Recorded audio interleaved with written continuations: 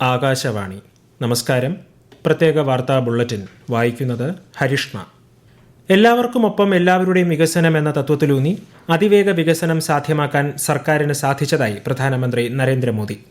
140 കോടി ജനങ്ങളുടെ പങ്കാളിത്തത്തോടെ കഴിഞ്ഞ 11 വർഷത്തിനിടെ രാജ്യം വിവിധ മേഖലകളിൽ വലിയ മാറ്റത്തിന് സാക്ഷ്യം വഹിച്ചതായി അദ്ദേഹം സമൂഹമാധ്യമത്തിൽ കുറിച്ചു.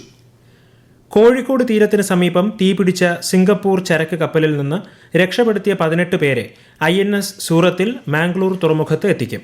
കൊളംബോയിൽ നിന്ന് മുംബൈയിലേക്ക് പോവുകയായിരുന്ന വാൻഹായ് 503 എന്ന കപ്പലാണ് അപകടത്തിൽപ്പെട്ടത്. പരിക്കേറ്റ 5 പേരിൽ 2 പേർക്ക് ഗുരുതരമായി പൊള്ളലേറ്റിട്ടുണ്ട്. തീ അണയ്ക്കാനുള്ള ശ്രമങ്ങളും പുരോഗമിക്കുന്നു. രാജ്യത്ത് കോവിഡ് കേസുകൾ വർദ്ധിക്കുന്നു. 6491 പേർക്ക് നിലവിൽ കോവിഡ് സ്ഥിരീകരിച്ചു. 6861 പേർ രോഗമുക്തരായി. ഏറ്റവും കൂടുതൽ പേർ ചികിത്സയിലുള്ള കേരളത്തിൽ 1957 പേരാണ് നിലവിൽ ചികിത്സയിലുള്ളതെന്ന് കേന്ദ്ര ആരോഗ്യ മന്ത്രാലയം അറിയിച്ചു. US പ്രസിഡന്റ് ഡൊണാൾഡ് ട്രംപിന്റെ പുതിയ യാത്രാ നിരോധനം പ്രാബല്യത്തിൽ വന്നു. പ്രധാനമായും ആഫ്രിക്ക, പശ്ചിമേഷ്യ എന്നിവിടങ്ങളിലെ 12 രാജ്യങ്ങളിലെ പൗരന്മാർക്ക് US-ലേക്കുള്ള പ്രവേശനം തടഞ്ഞുകൊണ്ടുള്ളതാണ് നിരോധന ഉത്തരവ്. എന്നാൽ നിരോധനത്തിന് മുമ്പ് നൽകിയ വീസകൾക്ക് സാധുതയുണ്ട്. നിലമ്പൂർ ഉപതെരഞ്ഞെടുപ്പിനുള്ള പ്രചാരണം ശക്തമാക്കി രാഷ്ട്രീയ പാർട്ടികൾ. LDF സ്ഥാനാർത്ഥി M സ്വരാജ്, UDFന്റെ ആര്യാടൻ ഷൌക്കത്ത്, NDA സ്ഥാനാർത്ഥി മോഹൻ ജോർജ് എന്നിവർക്ക് പുറമെ സ്വതന്ത്ര സ്ഥാനാർത്ഥിയായി PV അൻവറും പ്രചാരണ രംഗത്ത് സജീവമാണ്. നിലമ്പൂർ ഉപതെരഞ്ഞെടുപ്പുമായി ബന്ധപ്പെട്ട് ഇലക്ട്രോണിക് വോട്ടിംഗ് യന്ത്രങ്ങളുടെ 2ാം ഘട്ട റാൻഡമൈസേഷൻ പൂർത്തിയായി. ഈ മാസം 19-നാണ് വോട്ടെടുപ്പ്. 23-ന് വോട്ടെണ്ണൽ നടക്കും. തിരുവനന്തപുരം ശ്രീചിത്ര ആശുപത്രിയിൽ ചികിത്സാ ഉപകരണങ്ങളുടെ അഭാവം ഉൾപ്പെടെയുള്ള വിഷയങ്ങൾ പരിഹരിച്ചതായി കേന്ദ്ര സഹമന്ത്രി സുരേഷ് ഗോപി. കേന്ദ്രമന്ത്രിയുടെ അധ്യക്ഷതയിൽ ചേർന്ന അടിയന്തര യോഗം വിഷയം ചർച്ച ചെയ്തു. നിലമ്പൂരിൽ പന്നിക്കെണിയിൽ നിന്നും ഷോക്കേറ്റ് മരിച്ച അനന്തുവിന്റെ കുടുംബത്തിനുള്ള നഷ്ടപരിഹാരം അടക്കമുള്ള കാര്യങ്ങൾ ചർച്ച ചെയ്ത് തീരുമാനിക്കുമെന്ന് മന്ത്രി AK ശശീന്ദ്രൻ. അനന്തുവിന്റെ വീട് സന്ദർശിച്ച ശേഷം മാധ്യമങ്ങളോട് സംസാരിക്കുകയായിരുന്നു അദ്ദേഹം. അതേസമയം വൈദ്യുതി മോഷ്ടിച്ച് പന്നിക്കെണി നിർമ്മിക്കുന്ന വിവരം 7 മാസം മുമ്പ് അധികൃതരെ അറിയിച്ചിരുന്നു എന്ന വിവരം വസ്തുതാപരമല്ലെന്ന് KACB വ്യക്തമാക്കി.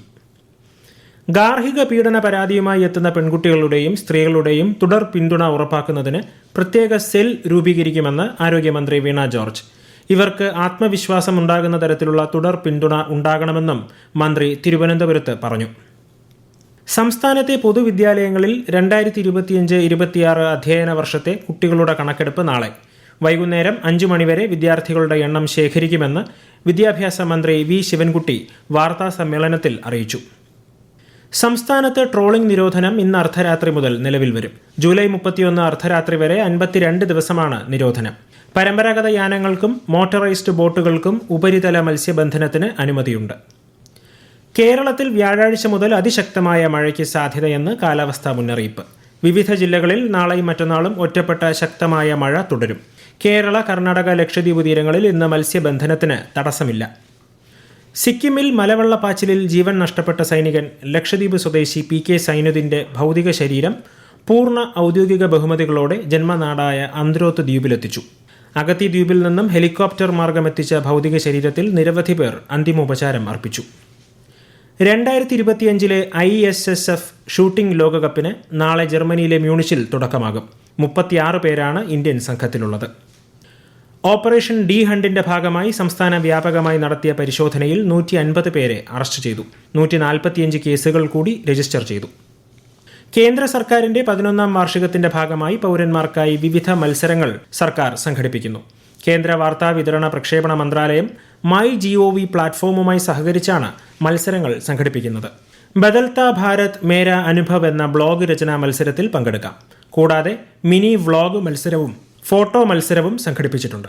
ഈ മാസം 20 വരെ മത്സരങ്ങളിൽ പങ്കെടുക്കാം.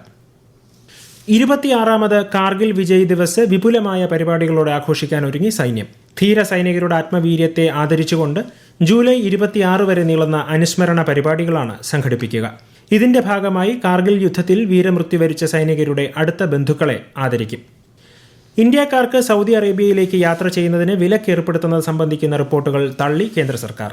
ഈ വിഷയത്തിൽ സൗദി സർക്കാർ ഔദ്യോഗികമായി യാതൊരു അറിയിപ്പും നൽകിയിട്ടില്ലെന്ന് സർക്കാർ വൃത്തങ്ങൾ വ്യക്തമാക്കി. പ്രത്യേക വാർത്താ ബുള്ളറ്റിൻ കഴിഞ്ഞു. അടുത്ത വാർത്താ പ്രക്ഷേപണം നാളെ രാവിലെ 6:45-ന്.